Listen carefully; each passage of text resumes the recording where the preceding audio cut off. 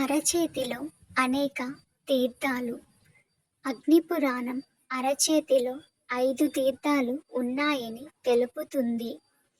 కుడి చేతి బ్రొటనవేలు వంచి దానిపై చూపుడు వేలుని ఉంచి ఆ విధంగా అరచేతిలో ఏర్పడిన పల్లపు ప్రదేశంలో నిలిచేటట్టు పోసే జలం పల్లపు తీర్థం అంటారు.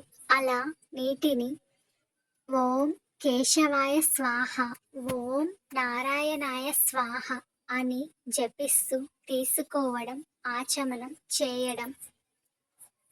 ఈ విధంగా ఉంచిన సందర్భంలో అరచేతిలోని 5 స్థానాలను పంచతీర్థాలని అగ్నిపురాణం తెలియజేస్తుంది. చూపుడు వేలి క్రింద ప్రదేశం బ్రహ్మస్థానం, అదే బ్రహ్మతీర్థం.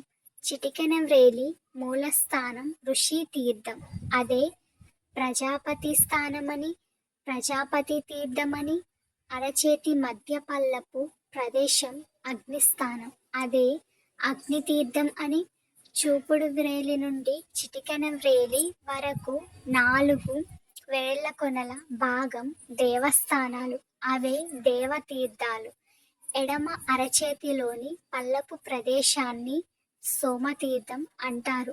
ఆచమనం చేసేటప్పుడు మణికట్టు వైపు బొటన వేలి కింద ఉండే ప్రదేశం నుండి నీటిని గ్రహిస్తాం కనుక అది బ్రహ్మతీర్థం అవుతుంది.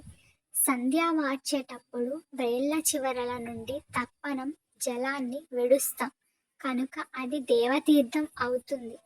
పితృకార్యాలలో తర్పణాలకు వదిలే జలం పితృతీర్థం అవుతుంది. Don't forget to subscribe.